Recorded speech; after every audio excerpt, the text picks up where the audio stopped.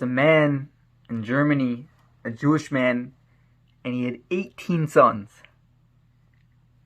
And this man was extremely close with all of them.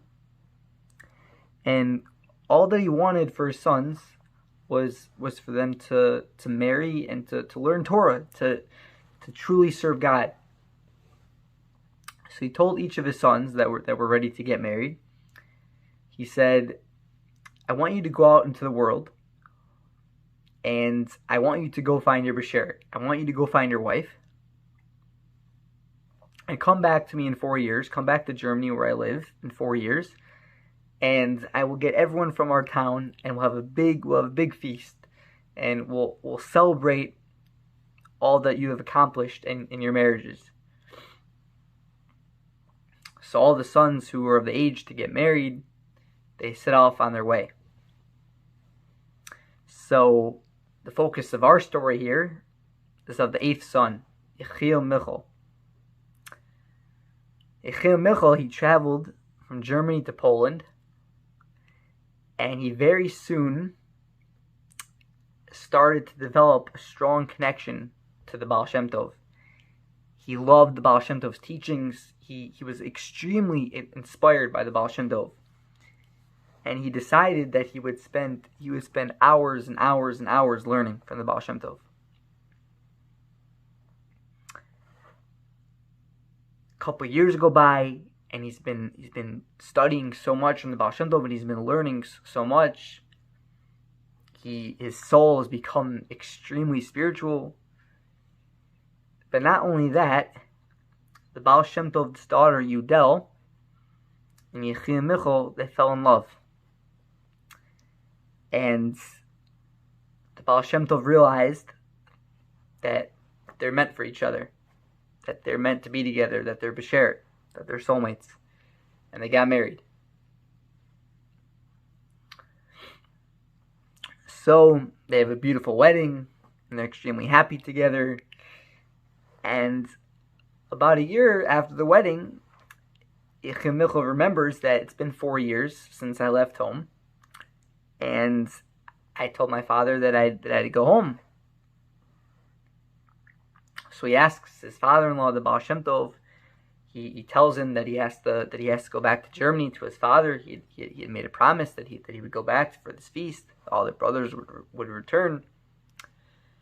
But he says, my dear father-in-law, the holy Baal Shem Tov, I know that the holidays of Rosh Hashanah, the holiday of the New Year, is coming up for the Jewish people, are where we purify ourselves and we get a new year.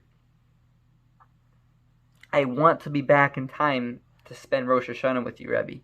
My dear father-in-law, I want to be back in time to spend Rosh Hashanah with you. And the Baal Shem Tov, he kind of turns away from him. He's not answering him. He said, my dear father-in-law, I want to be back in time for Rosh Hashanah, to do the prayers with you, to spend the holiday with you, to celebrate with you. And again, the Baal Shem Tov doesn't really say anything. Yechiel Michal gets the point that this is the Baal Shem Tov's way of saying you're not going to be back in time for Rosh Hashanah. Yechiel Michal, he doesn't ask any more questions. He's learned enough from his father-in-law, the holy rabbi, that whatever's meant to happen is meant to happen. So he departs. He says goodbye to his wife and to his father-in-law and the family. He departs and he travels back to Germany where his father lives. And thank God, all the brothers who had gone off and had gotten married, they all came back, and they were all successful in their endeavor. Each of the brothers who were ready to get married, who were of age to get married, each one had gotten married. Each brother came back, and not only had all the brothers come back, but they were also they all learned Torah and were extremely wise and learned in Torah. So the father has promised, throws a special feast for all of his sons, and he brings all the people of the town. He wants to show how amazing his sons are. So they start the meal, and during the meal, the father, in the order of the sons of age, has each son tell a Torah concept, something very, very, very beautiful and profound. And the first son talks, and everyone that's at the banquet's like, wow, he's a genius. He knows so much Torah. I have to keep learning from him. And the second son talks, and it's amazing. Like, as each son talks, it's like more and more amazing. And everyone that's at their house, they have many, many guests because they're extremely wealthy. This is amazing. That so much Torah is being learned. Finally, they came to the eighth son, Rabbi Yechiel Michal. It's his turn to speak. Right? All the brothers have been speaking. They've been giving a Devar Torah, words of Torah. But it comes to Yechiel Michal, the son-in-law of the Baal Shem Tov, and what he's doing is he's eating. He's eating food. And his father's thinking to himself, what are you doing, my dear son? You're supposed to be speaking. You went out into the world, you got married. You're supposed to be saying words of wisdom. You're just eating? But Yechiel Michal, he continues to just eat. The father's so embarrassed that the guests are wondering what's going on. The son, what's wrong with him? Why is he just eating? What's going on here? So finally they go to the more sons, and more sons talk and give inspirational words of Torah.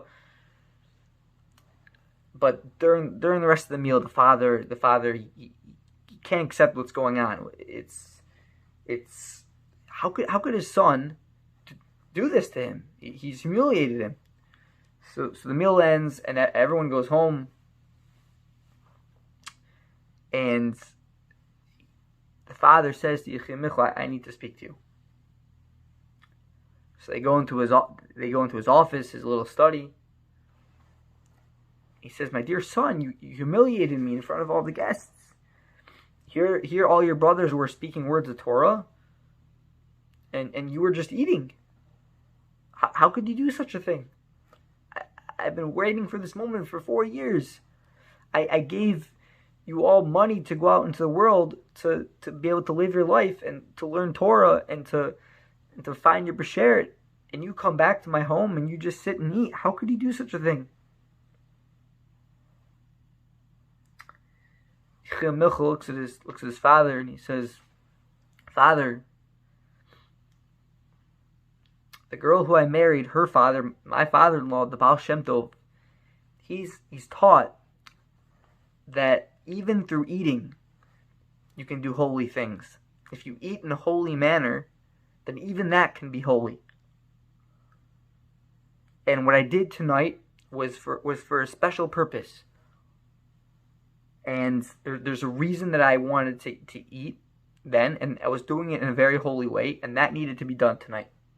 I need you to trust me, my father. But his father's still looking at him like, his father hadn't yet heard of the Baal Shem Tov. Like, his father lived in Germany, the Baal Shem Tov lived in Poland, and the word hadn't been spread to all the Jews in Europe yet about this hidden master, the Baal Shem Tov, and all the miracles that he could perform.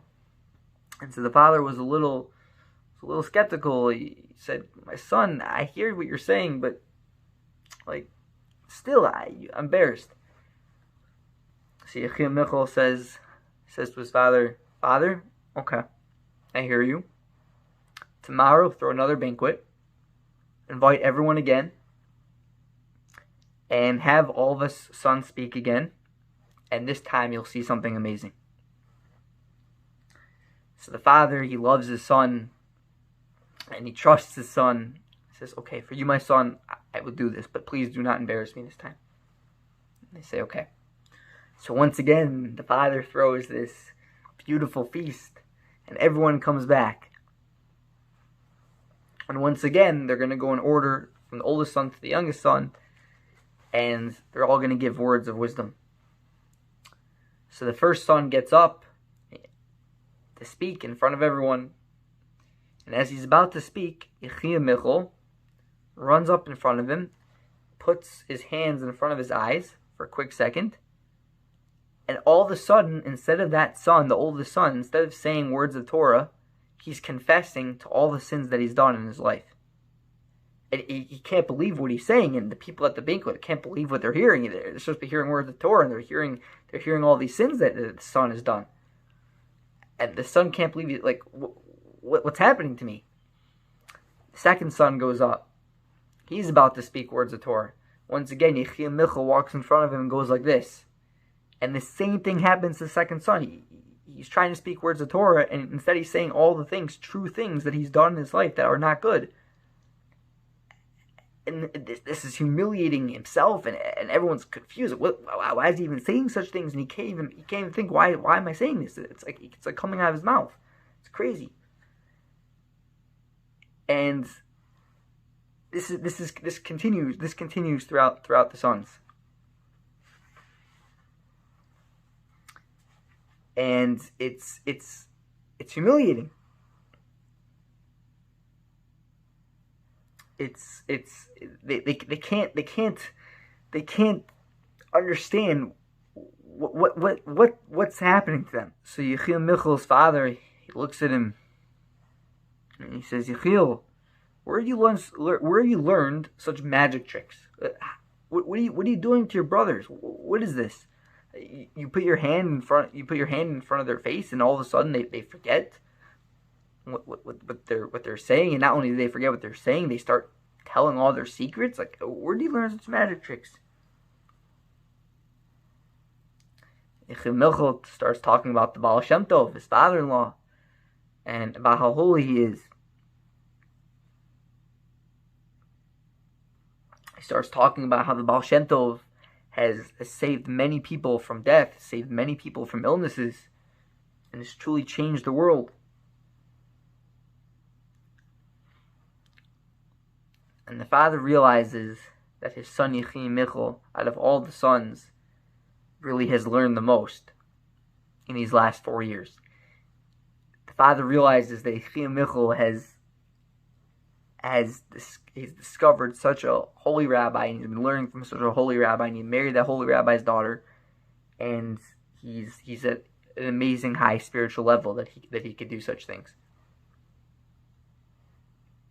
So his father is overjoyed now, realizing how special his son is and how holy his son is.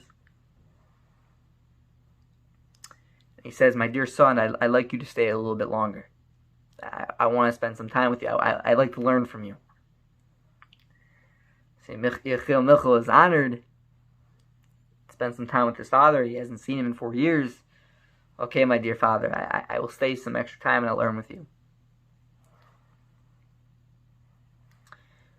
So for the next couple of weeks, they stayed together, and they learned Torah together, and they studied together, and the father is so proud of his son, and he realizes the spiritual giant that he's become.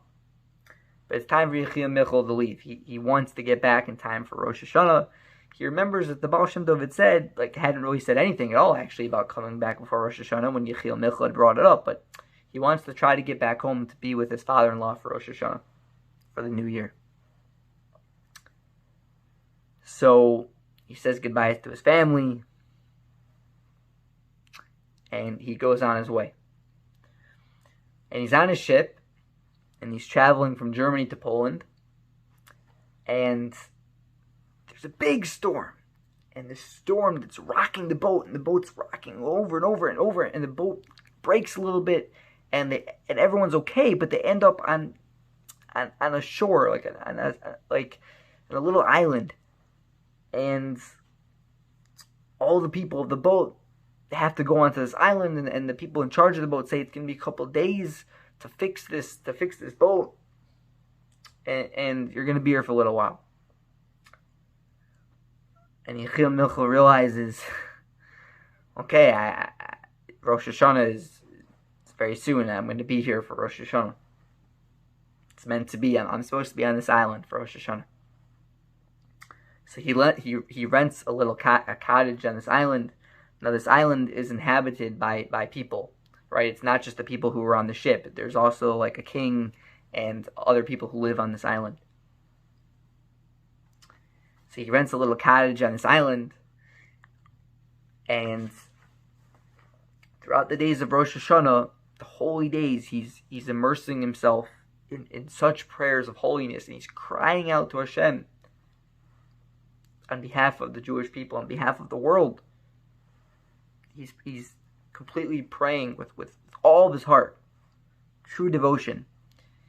And it comes time to blow the shofar, and he's blowing the special sounds of the shofar, and people of the island and people from the boat, everyone's hearing him, and everyone wants to see what's this man doing. Why is this man doing this? And even the king of the island is taking interest. Like, this man, like, he seems to, like, what's going on with this man? Why is he praying like this? Why is he blowing this ram's horn, the shofar? What's he doing? So the king approaches Rav Yechiel, and the king asks, Rav Yechiel, what are you doing here? And Rav Yechiel says, well, the boat, got shipwrecked, and I'm here along with everyone else that was on the boat. I was going from my father to my father-in-law, and today is a very special day. It's Rosh Hashanah, it's the Jewish New Year, and I'm praying to God, and I'm blowing the sounds of the New Year. And the king realizes that he's in the presence of a holy man. So the king says, when can I speak to you more? When do you have time to speak to me more? So Rav Yechiel says, tomorrow night the holiday will be over, and I could speak to you more then.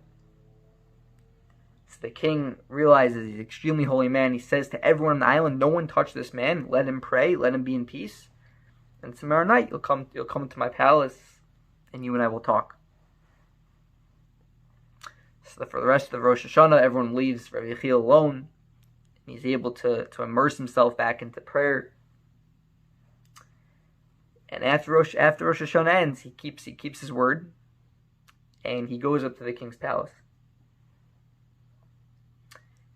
And the king, who's so impressed with this man, says, you're this holy Jew, and I see the power that you have. I see the strength that you have. I see the faith that you have in God. I want you to bring 300 Jews here. I will give all the money. I will help them. I will help them have a living here. But I want you to bring 300 Jews here, and I want to start this island, and for it to become a Jewish island. Can you help me with this? And Yechiel looks at him and he says, my dear king, I wish that was something that I can do, but I don't have 300 Jewish families to come move here. The truth is, king, that if God wanted there to be 300 Jewish families here, he would have made it that there would be 300 Jewish families here. God controls the world. Everything that happens is God's will. It's God's choice. And the fact that there aren't shows that it's not meant to be. And Yechiel Michal, he's looking at the king, waiting for the response. The king's thinking to himself. He's thinking, he's looking. Finally, he says, Yechiel, you're right. If God wanted there to be 300 Jews here, there'd be 300 Jews here. You're right. I'm extremely impressed with your answer, and I bless you in everything that you do. Thank you for coming to my island and showing me such faith. So Yechiel Michal thanks the king and goes back to his cottage. And a few days later, the boat is prepared, and he's ready to go home. So he gets back on the boat, and this time, thank God, they're safe, and they get back to Poland. So Yechiel Michal, he's so excited to see his father-in-law. It's been a long time since his father-in-law, since he's seen his wife. He gets back home, and before he could say a word, before he even says one word, the Baal Shem Tov looks at him, his father-in-law looks at him, he says, Rav Yechiel, you answered the king very well. And Rav Yechiel, he's stunned. how did you know? How did you know, my dear father-in-law? How do you even know there was? How do you know what happened?" So he realizes that the Baal Shem Tov has the foresight to understand that he wasn't going to be back in time for Rosh Hashanah. He realizes that the Baal Shem Tov knew everything that was going to happen with his father-in-law. He realizes that the Baal Shem Tov saw that he would go to this island. And the Baal Shem Tov continues speaking. "I want you to know something very profound," said the Baal Shem Tov. "The island that you were shipwrecked on, it contained many holy sparks. If you had not gone there, many of hundreds of Jews would have been forcefully taken there in chains, and there would have been lots and lots of suffering. But because you went to this island and you prayed with so much fervor, and you inspired the people of the island, especially the king of all people, because you did that, no harm will ever come to any Jews going to that island. Not one Jew from now until the time of the coming of the Messiah, the coming of the Mashiach. Not one Jew that ends up on that island will be hurt in any type of way. Because, my dear son-in-law, because of your holy prayers." And that's the end of the story. So there's so many different facets and parts of this story. There's the part of a father who has 18 sons, and he just wants the sons to learn Torah and to live the life of Yiddishkeit. He has one son who happens to come to Poland and marry the daughter of the holy Baal Shem Tov and study from the Baal Shem Tov and really, really understand his ways and become such a holy tzaddik. And he showed his father, when he came to visit his father, he showed him just how holy he was and just how he had the ability to do such miracles. And then he ends up on this island, which the Baal Shem Tov had foreseen. Horrible things would have happened on this island to many Jews. But because Rabbi Yechiel spent Rosh Hashanah on this island, and because he prayed the way he did, because he inspired the king and the people of the island the way he did, that none of those bad things would happen. Sometimes we have plans. We think, I'm gonna be here for this holiday, right? But God has other plans for us. And when we don't get upset and we go along with it, and we allow ourselves to truly understand that everything is happening from God, and there's a master plan, even if we don't understand the way the Baal Shem Tov and the way Rav Chia Michal understood all these miracles, even if we don't get to that level, God is always watching down over us. And God always sees everything that's happening. And there's always miracles that are taking place. And we can learn from them that no matter what, you keep studying, you keep believing, you keep praying. And by doing those things, you truly change the world, and miracles that you never thought were possible become possible.